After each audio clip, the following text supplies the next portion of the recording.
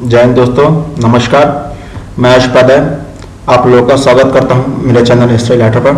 आज हम लोग सरफासी एक्ट के बारे में कुछ जानकारी प्राप्त करेंगे और इसको आसान भाषा में समझेंगे। बड़ा कंफ्यूजिंग होता है, इसको 3 भागों में तोड़कर समझेंगे। और अभी अभी सुप्रीम कोर्ट का डिसीजन आया है कि अब सरफासी एक्ट जो बैंक्स हैं उसके अलावा कोऑपरेटिव बैंक्स के भी उसके अंदर आएंगे और कोऑपरेटिव बैंक्स भी अब सरफासी एक्ट का उपयोग कर पाएंगे। ठीक है, तो अड़चनें क्या होती हैं? अड़चनें बहुत सिंपल सी समझ लीजिएगा। सरफासी एक्ट जो था ये सेंट्रल गवर्नमेंट बनाई थी। अब सेंट्रल गवर्नमेंट का कानून जैसे हम लोग को पता है कि 3 लिस्ट है, यूनियन लिस्ट, स्टेट लिस्ट और कंकरेंट लिस्ट। तो यूनियन लिस्ट पे ज्यादा अप्लाई होगा, स्टेट पे नहीं होगा और कंकरेंट पे होगा। अगर क्लैश नहीं हो रहा है स्टेट और सेंट्रल के का कानून को, तब सेंट्रल गवर्नमेंट का कानून अप्लाई होगा कंकरेंट लिस्ट पे। तो जो कोऑपरेटिव बैंक्स थे वो आते थे आपके स्टेट लिस्ट में। इसी वजह से सेंट्रल गवर्नमेंट ने 2003 में एक इसमें जोड़ा था कि ये सरफासी एक्ट को कोऑपरेटिव बैंक्स पर भी लागू होगा।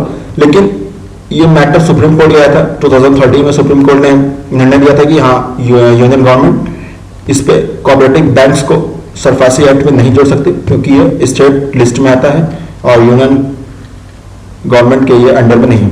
लेकिन अभी 3-4 दिन पहले कल ही सुप्रीम कोर्ट की 5 जजेस की बेंच ने ये निर्णय दिया कि सेंट्रल गवर्नमेंट ने कानून में बना सकते हो, सेंट्रल गवर्नमेंट ये काम कर सकती है, सरफासी एक्ट में कोऑपरेटिव बैंक को जोड़ सकती है और अब कोऑपरेटिव बैंक्स भी सरफासी एक्ट का उपयोग कर सकते हैं।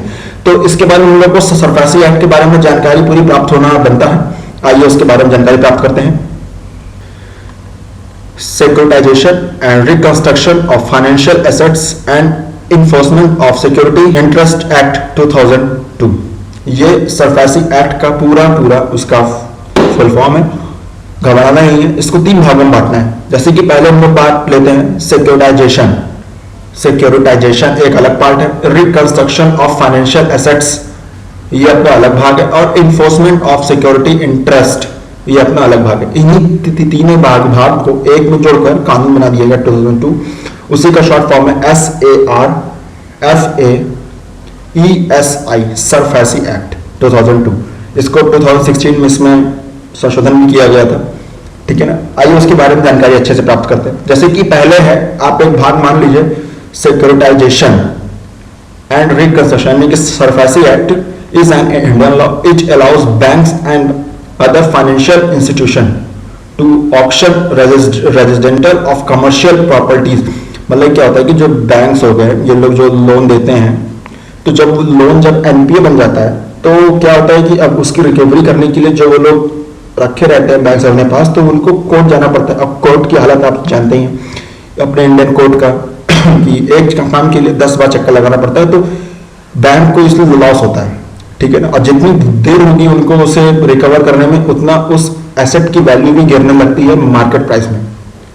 ये तो कॉमन सी बात। तो इसी चीज से बचने के लिए सरफासी एक्ट लाया गया था। ठीक है ना। और जैसे कि सिक्योरिटाइजेशन, अब सिक्योरिटाइजेशन मतलब हम समझते हैं securitization of financial assets and issue of security receipts. पहला भाग अगर इसको हम काट के देखें, इसका मतलब ये हुआ कि जैसे कोई बैंक है, मान के चलिए उसने 1 करोड़ रुपए का लोन दिया किसी फर्म को, किसी को, ठीक है ना, किसी इंडिविजुअल को। तो वो इंडिविजुअल कुछ चीजें गिरवी रखेगा बैंक में, कॉमन सा रूल है। तो क्या होता है कि जब वो उस पैसे को, लोन को, जो इंडिविजुअल है, जो फर्म, वो वापस नहीं कर पा रही है बैंक को, तो बैंक क्या करती है कि जो वो गिरवी जो सामान रखी थी, ठीक है ना, उसके आधार पर वो डिबेंचर ला सकती है और बॉन्ड इशू कर सकती है। देखिए, बॉन्ड और डिबेंचर में डिफरेंस ये होता है कि अगर कोई प्राइवेट फर्म बॉन्ड इशू कर रही है तो उसे कहेंगे डिबेंचर, और अगर कोई अगर पीएसयू यानी कि पब्लिक सेक्टर यूनिट की अगर कोई फर्म है, वो अगर बॉन्ड इशू कर रही है तो उसे कहेंगे BOND, बॉन्ड। ठीक है ना। बॉन्ड एक सरकारी टर्म है, डिबेंचर एक प्राइवेट फर्म है, प्राइवेट नाम है। ठीक है ना। और इसमें ये अमेरिकन और ब्रिटिश भी इसमें है। जैसे कि आप अमेरिका की मार्केट में शायद इसे डिबेंचर कहते हैं और यूके की मार्केट में इसको बॉन्ड कहते हैं। लेकिन अगर जनरल बात किया जाए, यही 2 अंतर है बॉन्ड और डिबेंचर में। प्राइवेट डिबेंचर, सरकारी बॉन्ड। तो क्या होता है कि अब बॉन्ड, पता ही है आपको कि अगर किसी ने बॉन्ड खरीदा है तो जब तक वो मेच्योर होगा आपको उस पर इंटरेस्ट मिलेगा और वो बॉन्ड आपका सिक्योर है। आज से 10 साल बाद 20 साल बाद भी आपको पैसा आपका मिलना है, पैसा आपका कहीं नहीं जाता। तो bond is a secure form, ठीक है ना। तो इसे कहते हैं सिक्योरिटाइजेशन, यानी कि उसके बदले जो वो गिरवी रखा था, उस कैपिटल जो उसने रखा था उसको वो रीयूज करने के लिए और उसका वो बनाने के लिए वो बॉन्ड जारी कर सकती है बैंक और उससे वो पैसा ले सकती है, ठीक है। ये पहला समझ में आ गया सिक्योरिटाइजेशन का। अब आते हैं रिकंस्ट्रक्शन ऑफ फाइनेंशियल एसेट्स। अब रिकंस्ट्रक्शन मतलब क्या होता है कि जैसे कि कोई लोन दिया गया, उसका मैच्योरिटी पीरियड है समझ लीजिए आपका 8 साल। 8 साल में वो लोन आपको पूरा वापस करना है।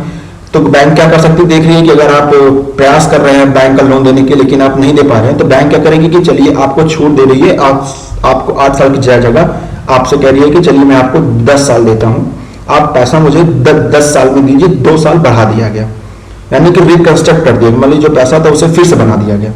अब जैसे कि पहले हमसे 10% आपसे हम इंटरेस्ट लेते थे, अब हम आपसे 8% का इंटरेस्ट लेंगे।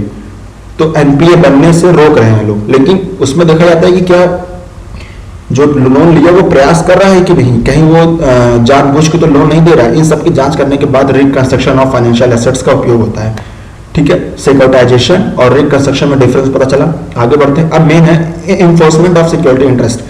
अब इसमें क्या होता है ना कि जैसे कि बात होती है कि अब कोई एनपीए है बन गया, एनपीए बन गया, अब ना वो लोन आ रहा ना जा रहा है, कुछ नहीं हो रहा, वो एनपीए बन चुका है। अब क्या होता है कि हम अब बैंक लोग क्या करेंगे, कोर्ट के पास जाए, तो कोर्ट का प्रोसेस बहुत लंबा होता है। तो इन सब चीजों से बचने के लिए कि क्यों ना बैंक को थोड़ी सी अथॉरिटी दे दी जाए कि वो लोग अपने रिकवर कर सकें, जो गिरवी रखे हैं उसी को खुद बेचकर रिकवर कर सके और कोर्ट वोट जाने से बच जाए, ठीक है ना। अभी देखिए मैं इसमें गवर्नमेंट साइड पर हूं, तो बैंक क्या करेगा, उस समय वो जाएगा डेट रिकवरी ट्रिब्यूनल्स पे। दो ट्रिब्यूनल्स होते हैं, जैसे कि होता है डेट रिकवरी ट्रिब्यूनल्स और एक होता है डेट रिकवरी एपिलिएट ट्रिब्यूनल, ठीक है ना।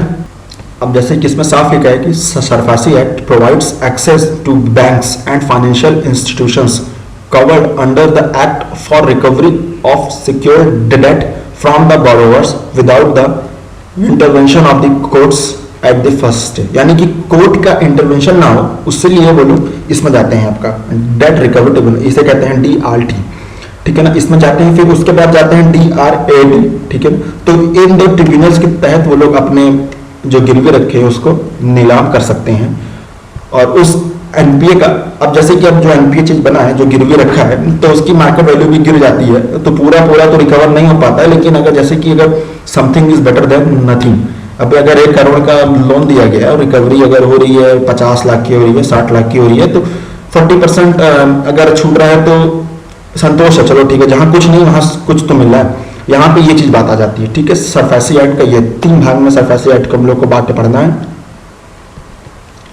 सिक्योरिटाइजेशन एक part, reconstruction of financial assets एक पार्ट और इन्फोर्समेंट ऑफ सिक्योरिटी इंटरेस्ट एक पार्ट, ठीक है ना। इन 3 पार्टों को बांट कर हम लोग को जाना है आसान सी भाषा में। सिक्योरिटाइजेशन मतलब कि आप बॉन्ड डिबेंचर जारी कर सकते हैं उस जो गिरवी रखा है उससे, और रिकंस्ट्रक्शन मतलब जिससे आप लोन लिए उसका टाइम पीरियड आप बढ़ा सकते हैं, मेच्योरिटी लेवल बढ़ा सकते हैं उसका, 8 से 10 साल कर सकते हैं, या फिर उसका इंटरेस्ट आप घटा सकते हैं कि आप 8% दे रहे अब दीजिए, पहले आप जो 10% में आप लोग इंटरेस्ट देते थे, ठीक है ना। और इन्फोर्समेंट मतलब कि आप ट्रिब्यूनल जाकर उसको आप लोग बेच सकते हैं जो गिरवी सामान है, कोर्ट का इंटरवेंशन ना हो। ये सिंपल सा सरफेसी एक्ट का मोटा मतलब था, जो आसान भाषा में समझ गए। अगर ये किसी पेपर में आता है 1 लाइनर बन के 2 लाइनर बन के ये सही है गलत ट्रू फॉल्स में आता है, तो इन्हीं सब बीच में से आएगा, कॉन्सेप्ट क्लियर रहेगा तो क्वेश्चन अपने आप सॉल्व होंगे। और एक नॉलेज की बात, अब इसमें क्या है कि कोऑपरेटिव बैंक्स को भी जोड़ दिया गया है। अब सरकारी बैंक वो लोग क्या करेंगे कि अब वो लोग भी अब इसके अंडर में आ गए, वो लोग भी बिना कोड गए बिना कुछ गए काम कर सकते। जैसे कि अभी आप लोग देख रहे हैं कि लगातार 2-3 कोऑपरेटिव बैंक्स महाराष्ट्र का है कि वो अपने आप को डिफॉल्टर घोषित कर चुका है। तो इन सब चीजों से बाबारी की सुप्रीम कोर्ट का जो निर्णय है वो काबिल तारीफ है। So friends, this is Ayush Qadar signing off. हमें लग रहा है कुछ आप जान पाए हैं। जय हिंद।